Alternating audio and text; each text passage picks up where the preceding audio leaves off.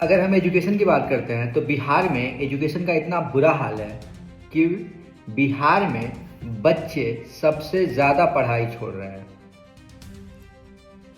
बिहार की ये स्थिति, ये मैं नहीं बता रहा, ये भारत सरकार का आंकड़ा है। भारत सरकार के आंकड़ा के अनुसार सबसे ज़्यादा बिहार में बच्चे 9th से 10th के बीच में पढ़ाई छोड़ रहे हैं।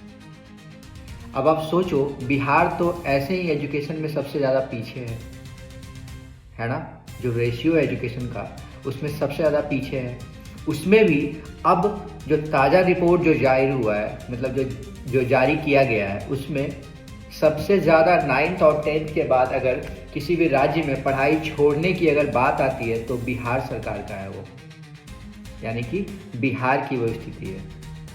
अब आप सोचो, पता है बहुत अच्छा लगता है जब मैं दिल्ली में रहता हूँ, जब मैं गांव जाता हूँ तो देखता हूँ बड़ी बड़ी बिल्डिंगें बनी हुई ना, तो अच्छा लगता है। सरकारी स्कूल की बिल्डिंग तो लगता है कि वाह क्या स्कूल बना है, क्या मतलब मिडिल स्कूल 10+2 स्कूल, क्या स्कूल बना है। तो ना जानने की इच्छा होती है क्या सच में इसमें पढ़ाई होता होगा। लेकिन जब आप अंदर जाओगे ना तो स्कूल की जो व्यवस्था देखोगे ना, तो सिर्फ बिल्डिंग पे तो खर्चा कर रही है बिहार सरकार, या अगर भारत सरकार की अगर हम बात करते हैं तो, लेकिन जो अंदर की जो एजुकेशन है ना वो खोखला है पूरा, मतलब पूरी तरीके से खोखला सिस्टम है।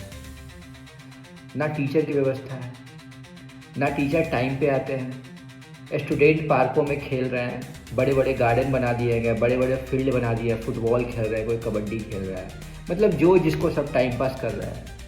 सोचो ये स्थिति है। मैं अभी तक एक भी टीचर को नहीं देखा हूँ जो 10 बजे स्कूल में आ गया हो। स्कूल में प्यून जो होता है ना, प्यून मतलब स्कूल का सारा जो काम होता है ना, उसको जैसे प्रे करवाना, ये सब करवाना, उसके बाद टीचर 12-1 बजे तक आराम से टहलते हुए जाते हैं और उसके बाद 2 से 3 बजे के अंदर वो निकल जाते हैं फिर। अब आप सोचो बिहार में क्या स्थिति होगी। मैं ये नहीं कह रहा हूँ कि इसके लिए सरकार जिम्मेदार पूरी तरीके से है, बट सिस्टम तो सरकार की है, उस पर काम करवाना, उस पर अमल करवाना तो सरकार का काम है। अगर कोई अधिकारी, कोई टीचर अच्छे से काम नहीं कर रहा, उसके लिए उसको सजा दीजिए, लेकिन उसका कोई समाधान नहीं है किसी भी चीज़ का। इसीलिए बिहार एजुकेशन में इतना ज़्यादा पीछे है। बिल्डिंग तो आप बना रहे हो, बड़ी बड़ी बिल्डिंग बन रही है, 6-6 मंजिला, 3-3 मंजिला, 4-4 मंजिला, बड़ी बड़ी बिल्डिंग है, लेकिन बिल्डिंग के अंदर गुणवत्ता जिसको बोलते हैं ना, जीरो है। अब आप सोचो, जाहिर सी बात है एजुकेशन सिस्टम खराब हो गया ऐसी स्थिति में। ऐसा स्थिति में अच्छा रह सकता है कभी भी एजुकेशन सिस्टम? तो नीतीश कुमार खर्चा तो कर रहे हैं। ये खर्चा पता है क्यों हो रहा है? इसके पीछे भी लॉजिक है। बिल्डिंग बनेगी, पैसे आएंगे तो भ्रष्टाचार होगा। सरकार का पैसा कहीं ना कहीं तो खर्च होना चाहिए ना। जनता का जो पैसा आता है, जो सरकार जो निकालती है, वो कहीं ना कहीं तो खर्च होना चाहिए ना। तो उसको शो भी करना जरूरी है। तो ये बिल्डिंगों में शो करते हैं, बिल्डिंग में दिखाते हैं कि देखो यहाँ बन रहा है, वहाँ बन रहा है, 100 करोड़ 200 करोड़, उसमें से 50 लाख 10 लाख का बिल्डिंग बना दिए, हो गया, उसमें से इतना अंदर कर लिए।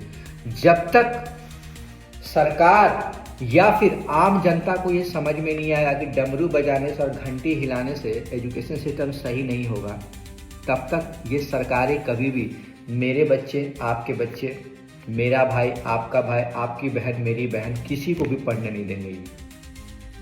आपको पता है सरकार हेल्थ पे और शिक्षा पे जो खर्च करती थी, धीरे धीरे उसकी रेशियो घटाते जा रही है। अब आप सोचो क्यों करते जा रही है ऐसा? जो भी हेल्थ पे खर्चा होता था उसकी रेशियो और एजुकेशन पे जो खर्चा होता था उसकी रेशियो धीरे धीरे दोनों को घटाते जा रही है। ग्राउंड लेवल पे अगर आप देखो तो एम्स बन रहा है, ये बन रहा है, वो बन रहा है, बिहार में यहाँ एम्स बन रहा है, जाके देखो कितने एम्स बन गए हैं। कागजों पे तो बिहार में 50 गो एम्स बना हुआ है, लेकिन वो एम्स काम कितना कर रहा है? अगर बिहार में इतना ही सारा एम्स बना हुआ है तो दिल्ली एम्स लोग क्या करने आते हैं? इतना झाल बजाने आते हैं, झाल बजाने आते हैं। मेरे रिश्तेदार या मेरे आसपास जानने वाले हमेशा कोई ना कोई दिल्ली एम्स पे आते रहते हैं। चलो मैं मानता हूँ कि सारा बिहार के एम्स में नहीं हो सकता है, दिल्ली एम्स आना पड़ता है, लेकिन इतना ज़्यादा इसीलिए लोगों को गुमराह सिर्फ किया जा रहा है, पता है, सिर्फ लोगों को गुमराह किया जा रहा है, डमरू बजाया जा रहा है, घंटी बजाया जा रहा है, और इसके बदौलत छोड़ दिया गया एजुकेशन सिस्टम को। एजुकेशन हेल्थ सबको, किसी से सवाल पूछो उसका जवाब नहीं आता। अगर वित्त मंत्री से वित्त के बारे में पूछो तो वो चले जाएंगे इंफ्रास्ट्रक्चर पे, चले जाएंगे इस पे, चले जाएंगे उस पे, चले जाएंगे। मतलब जो मंत्री जिस हिसाब से, मान ली कोई एजुकेशन मिनिस्टर है, उससे एजुकेशन की बातें करो तो वो फाइनेंस मिनिस्टर की बातें करने लगेगा।